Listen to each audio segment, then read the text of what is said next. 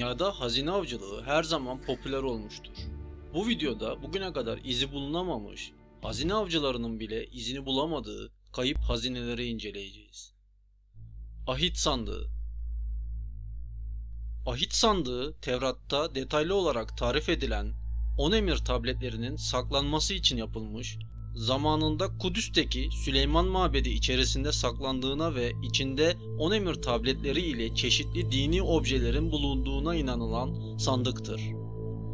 Tarihi kaynaklara göre Musa peygamber tarafından akasya ağacından yapıldığına inanılmaktadır. Davut, Kudüs'ü İsrail Krallığı'nın başkenti yaptığında sandığı Kudüs'e getirtmiştir. Hz. Süleyman tarafından yaptırılan mabede konulan sandık, M.Ö. 587 yılına kadar Beytül Makdis'te kaldı. Aynı yıl içinde Babil'in asma bahçelerini yaptıran kral, Babil İmparatoru Buhtun-Nesar Kudüs'ü işgal etti ve o tarihten sonra sandık kayboldu.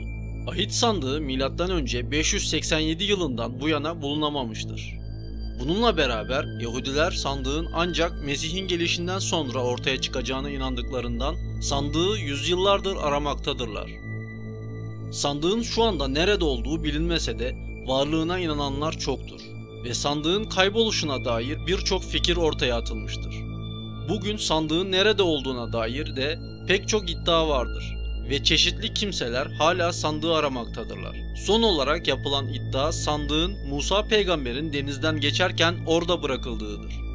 Bir başka düşünceye göre de İsa çarmıha gerildiğinde akan kanı havarilerinden biri bir tasa koyar ve daha sonra o tası da ahit sandığına koyarak gizli bir yere gömer. Tarihte kaydedilmiş ilk sandık kazıları 10. yüzyılda Haçlılar döneminde tapınak şövalyeleri tarafından yapılmıştır. Bu tarihten günümüze yapılan araştırmalarda sandığın izine rastlanmamış, ancak bu konu son dönemlerde birçok araştırmacının ilgi odağı haline gelmiştir. Halen günümüzde araştırmacıların ilgi odağı haline gelen ahit sandığı araştırmacılar tarafından aranmakta ama hiçbir şekilde izine rastlanmamaktadır. Bu nedenle ahit sandığı hala tüm gizemini korumaya devam etmektedir. Kusunagi, bir Japon kılıcı. Japon inançlarında paha biçilemeyen Kusunagi kılıcı 1185 yılında Japonya'da bir deniz savaşı sırasında düşürülmüştür. O günden beri aranan kılıç hala bulunamamıştır. La Noche Triste hazinesi. Kolomb öncesi dönemde Meksika bölgesini elinde bulunduran Aztekler ile bölgeyi ele geçirmek için saldıran İspanyollar arasında 30 Haziran 1520 tarihinde yaşanan bu muharebede hazinenin yerini bilen tek kişi Aztek İmparatoru II. Montezuma'nın öldürülmesi sonucunda nerede olduğu bulunamayan hazinedir. Bölgenin muhtemel her yeri aranmasına rağmen La Noche Triste hazinesi bulunamamıştır. Polonya Kraliyet Mücevherleri. Polonya Krallığı'na ait hazine ilk olarak 1795 yılında, son parçaları da 2. Dünya Savaşı yıllarında Naziler tarafından yağmalandı. 2. Dünya Savaşı sonrasında bu mücevherlerin hiçbir izine rastlanmadı. Lima Hazinesi. 1820'de Peru'nun Lima şehrinde vali, yaklaşan isyanı fark edince şehrin servetini Meksika'ya göndermeye karar verir. Hazine, mücevher, şamdan ve insan boyutunun 2 katı büyüklüğündeki bebek İsa'yı tutan Meryem'in heykelini de içeriyordu. Hazine 11 gemiye sığdı ve toplam değeri 60 milyon dolardı.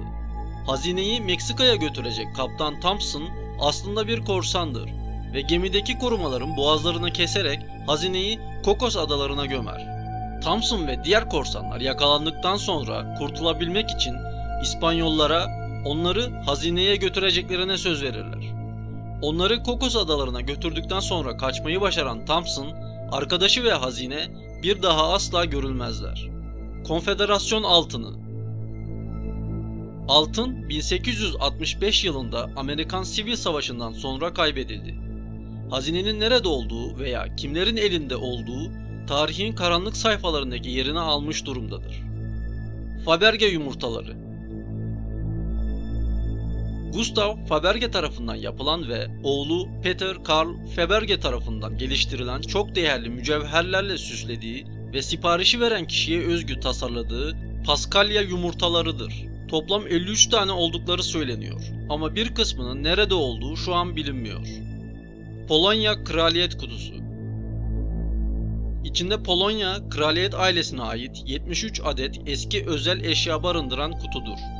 1939 yılında 2. Dünya Savaşı sırasında Naziler tarafından ganimet olarak alınmıştır. Homo erectus. Homo erectus soyu tükenmiş insansı türüdür ve modern insanların atası olduğu kabul edilir. 500 bin yıllık Homo erectus fosil kalıntıları 2. Dünya Savaşı sırasında kaybedilmiştir. Amber Odası. 2. Dünya Savaşı öncesi St. Petersburg yakınlarındaki Katrin Sarayı'nda olan Amber Odası, dünyanın eşsiz hazinelerinden biri olarak kabul edilir. Nazilerin Rus ordularından kaçarken Amber Odası'nı trene yüklemiş olmasının tamamen olasılık dahilinde olduğu dile getirilir. Rusya'nın St. Petersburg kenti yakınlarındaki Katrin Sarayı'nda bulunan amber, altın ve mücevherlerle bezeli Amber Odası 1941 yılında sarayı işgal eden Naziler tarafından parçalanarak çalınmıştı. Naziler odanın parçalarını trenle şu anda Kaliningrad şehri sınırları içinde bulunan Königsberg kalesine götürmüş, ancak 1945 yılında hava saldırıları bu bölgeyi yerle bir edince Amber Odası'nın paha biçilmez panelleri ortadan kaybolmuş ve şimdiye dek odanın akıbeti öğrenilememiştir. Yamashita'nın altınları. 2. Dünya Savaşı sırasında Japon ordusu tarafından savaş ganimeti olarak Güneydoğu Asya'da ele geçirilen ve mağaralarda, tünellerde ve Filipinler'deki yeraltı komplekslerinde saklanan altın ve eserlerdir. Japon General Tomoyuki Yamashita'nın ismiyle anılmaktadır ve bu general Malaya Kaplanı lakabıyla da tanınmaktadır. Hazinenin miktarı nedeniyle 50 yılı aşkın süredir hazine avcıları tarafından aranmaktadır. Hazinenin varlığı konusunda pek çok uzman miktarının sanıldığı kadar olmadığını iddia etmektedirler. Awamaru Hazinesi. 2. Dünya Savaşı sırasında Kızıl Haç yardım gemisi olarak istihdam edilen Awamaru gemisinin altın taşıdığı da bilinmektedir. Awamaru gemisinin hazine taşıdığı kanısına batmasından bir gece önce çuvallar dolusu pirincin gemiden çıkarılıp yerine kasalar yüklenmesi sonucunda varılmıştır. Awamaru, Kızıl Haç koruması altında ve kurallar çerçevesinde ilerlerken onu bir destroyer zanneden Amerikan denizaltısı tarafından batırılmıştır. Yolcu ve mürettebat arasından sadece bir kişi kurtulabilmiştir. Dünyada batık hazineler sıralamasında her zaman ilk sırada olan Awamaru hazinesinin define avcılarının bir numaralı rüyası olduğu söylenir. Lufthansa soygunu. Lufthansa soygunu 11 Aralık 1978'de New York John F. Kennedy Havalimanı'nda gerçekleştirilmiş, dünya tarihine geçmiş bir soygundur. Soygunda Alman Lufthansa Hava Yolları'na ait kargo departmanındaki 5,5 milyon dolar tutarındaki Batı Almanya'ya gidecek olan kumar parası ve mücevherler çalınmıştı. Soygunu İtalyan mafyasından yardım alan Jimmy Burke ve Henry Hill adamları ile gerçekleştirmişti. 64 dakika içinde Lufthansa Hava Yolları kargo departmanındaki 5,5 milyon dolarlık banknot ve mücevherlerle dolu 40 parçayı çalan soyguncular, ABD tarihinde bir defada en büyük nakit parayı çalarak tarihe geçmişlerdir. Soygundan sonra Jimmy Burke, parayı paylaşma konusunda tartışma yaşadığı bazı adamlarını öldürdü. Henry Hill ise olaydan bir yıl sonra soygunu ve yapanları FBI'ye ispiyonlamış ve soyguna karışanların yakalanmasına neden olmuştu. Antwerp elmas soygunu. Belçika'nın Antwerp şehrindeki elmas bölgesinde Antwerp Elmas Merkezi isimli büyük bir elmas mağazası 16 Şubat 2003 tarihinde soyuldu. Soyguncular mağazadaki 160 kasadan 123 tanesini açarak 100 milyon dolar değerinde değerli taşı ve orijin belgelerini çaldılar. Olaydan sonra Elmas Suçları ekibi tarafından yapılan araştırmada soyguncuların kasaya girmek için herhangi bir zorlukla karşılaşmadıkları, muhtemelen anahtarlara sahip olduklarından kolayca içeriye girdikleri, güvenlik görevlilerince tespit edilemedikleri anlaşıldı.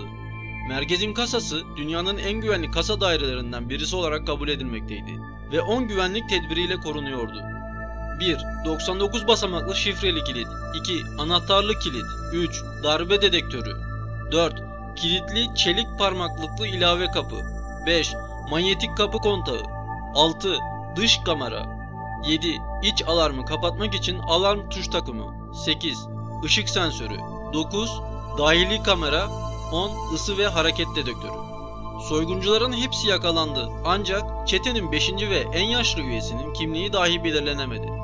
Elmasların yeri hiçbir zaman bulunamadı. Videolarımızın devamı için abone olmayı unutmayın.